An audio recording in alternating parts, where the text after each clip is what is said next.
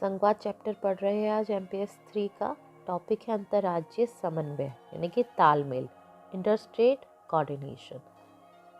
केंद्र और राज्यों के मध्य विचार विमर्श बहुत आवश्यक होता है। आपसी जो विचार विमर्श है केंद्र और राज्यों के बीच वह बहुत ज़रूरी होता है। ऐसा करने से एक संघ व्यवस्था में, जो संघीय व्यवस्था है उसमें केंद्र और राज्यों के बीच साझेदारी की भावना बढ़ती है, आपसी साझेदारी की भावना बढ़ती है और सद्भावना के साथ कार्य करने से निर्णय प्रक्रिया से आगे बढ़ते हैं। मतलब निर्णय लेने की प्रक्रिया से आगे बढ़ते हैं, कार्य करते हैं। जिन कार्यों पर निर्णय लिया गया है उन पर कार्य करते हैं। इसीलिए राज्य पुनर्गठन अधिनियम 1956 द्वारा भारत के राज्य क्षेत्र को 5 भागों में बांटा गया था। इसलिए क्या किया गया था कि जो भारत के राज्य है उनको 5 क्षेत्रों में बांटा गया था, 5 भागों में बांटा गया था। फर्स्ट था पूर्वी क्षेत्रीय परिषद, पश्चिमी क्षेत्रीय परिषद और तीसरा था उत्तर क्षेत्रीय परिषद, चौथा दक्षिणी क्षेत्रीय परिषद और 5वां मध्य क्षेत्रीय परिषद। पहले हम पढ़ लेते हैं जो पूर्वी क्षेत्रीय परिषद थे उसमें कौन कौन से राज्य आते थे। बिहार, पश्चिम बंगाल, आसाम, उड़ीसा, सिक्किम, मणिपुर, त्रिपुरा, मेघालय, नागालैंड, अरुणाचल प्रदेश, मिजोरम, झारखंड, ये सब पूर्वी राज्य है। इनका मुख्यालय था कोलकाता। पूर्वी क्षेत्र परिषद का मुख्यालय कहाँ पर है? कोलकाता में है। अब है पश्चिमी क्षेत्रीय परिषद जो गुजरात, महाराष्ट्र, गोवा, दमन एंड दीव, दादर नागर हवेली का मुख्यालय है। कौन है? मुंबई।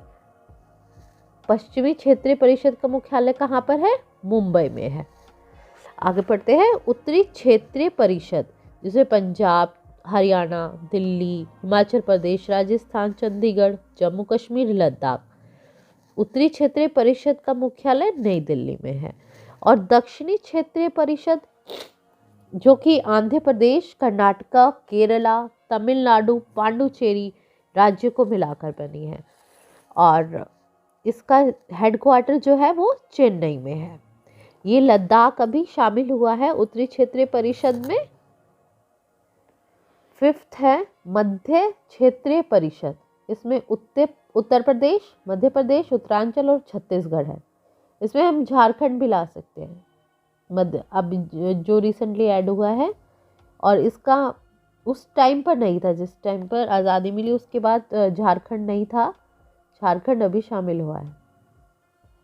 मध्य क्षेत्रीय परिषद का मुख्यालय इलाहाबाद में है।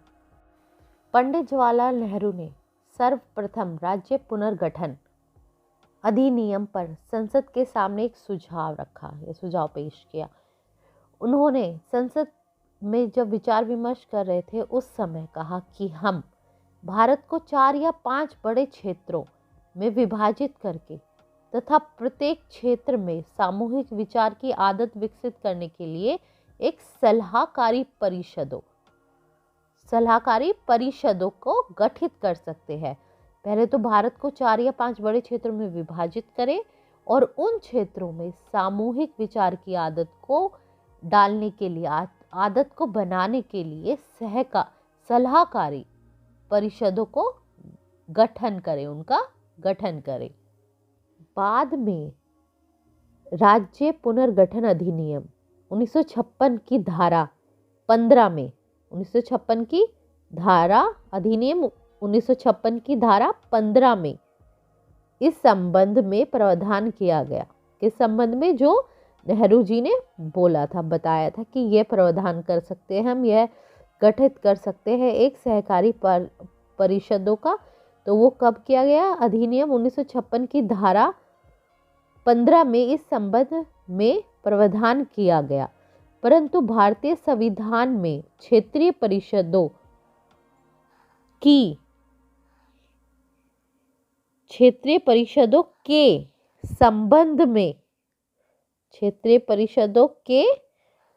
संबंध में कोई प्रावधान नहीं किया गया। उनके मतलब जो भारत भारतीय संविधान में क्षेत्रीय परिषद हो, क्षेत्रीय परिषद हमने पढ़ी ना, पूर्वी, पश्चिमी, उत्तरी, दक्षिणी, मध्य क्षेत्रीय परिषद, तो इनके संबंध में कोई प्रावधान नहीं किया गया था कि ये आपस में किसी भी तरह से विचार विमर्श कर सके। भारतीय संविधान में क्षेत्रीय परिषदों की स्थापना की गई थी ताकि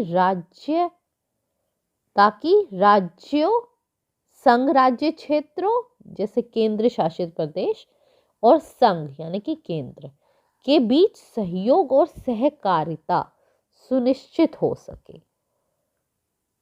किसके बीच में? राज्यों के बीच में और केंद्र शासित प्रदेशों के बीच में और केंद्र के बीच में। क्षेत्रीय परिषद में आपसी तालमेल का या आपसी विचार विमर्श का कोई भी प्रावधान नहीं किया गया। प्रावधान कहाँ पर किया गया? राज्यों में और केंद्रीय शासित प्रदेशों में और संघ के बीच सहयोग और सहकारिता सुनिश्चित हो सके, इसका प्रावधान किया गया। उनके बीच सहयोग बढ़े और सहकारिता सुनिश्चित हो सके। मुख्य रूप से आर्थिक और सामाजिक विकास के संबंध में कि इन राज्यों में, इन क्षेत्रों में, संघ में, केंद्र में, राज्यों के बीच आपसी संबंध स्थापित हो सके, आर्थिक हो सके, सामाजिक विकास हो सके, उसका आर्थिक विकास हो सके। तो ये सब प्रावधान जो है वो भारतीय संविधान में किए गए।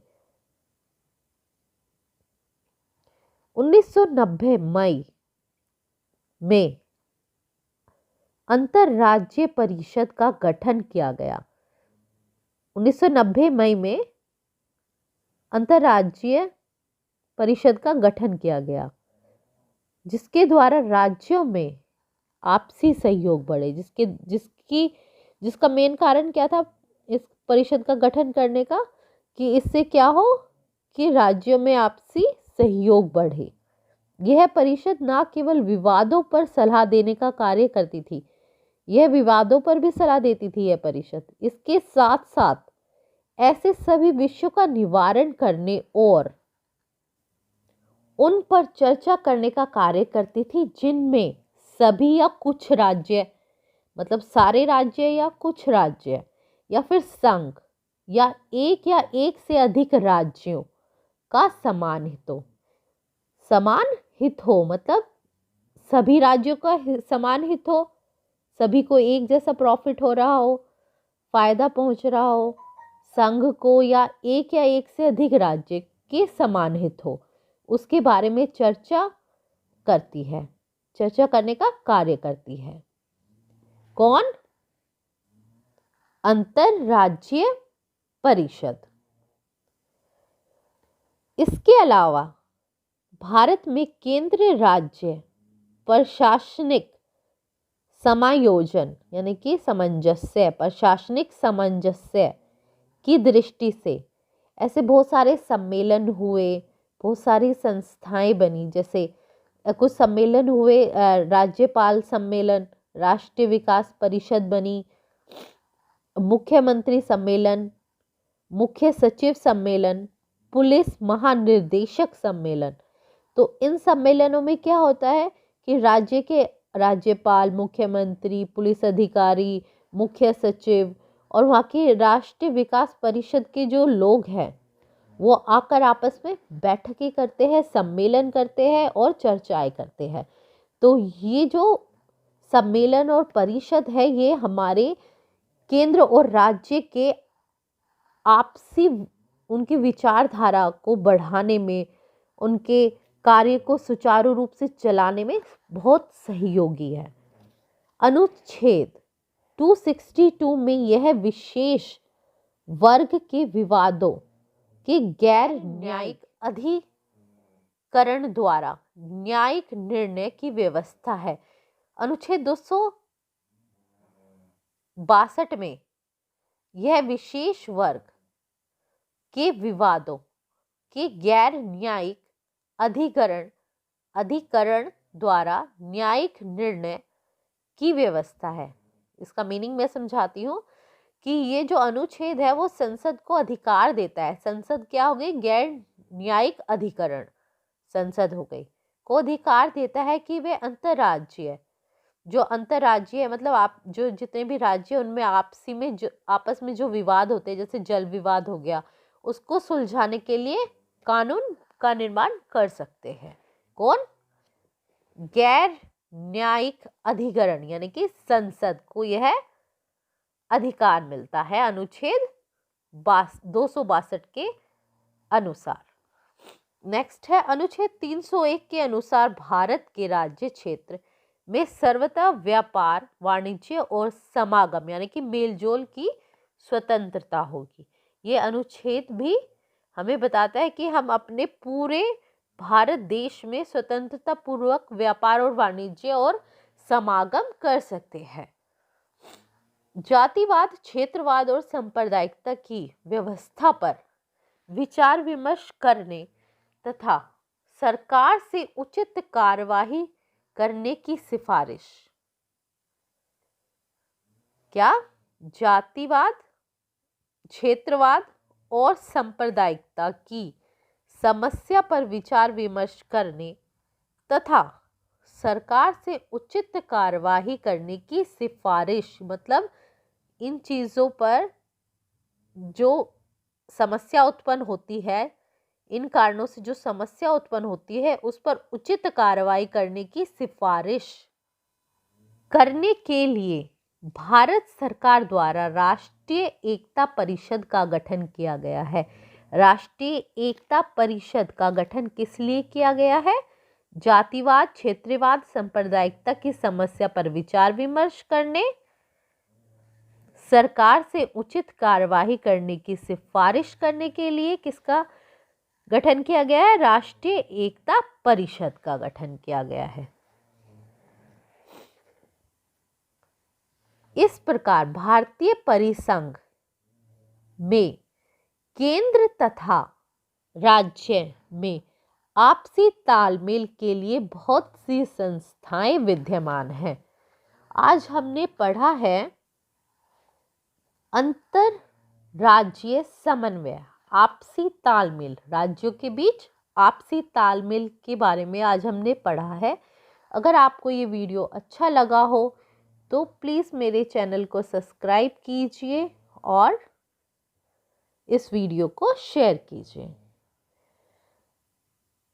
देखते रहिए फ्रेंड्स मेरे आने वाले वीडियोस को। Thank you for watching this video.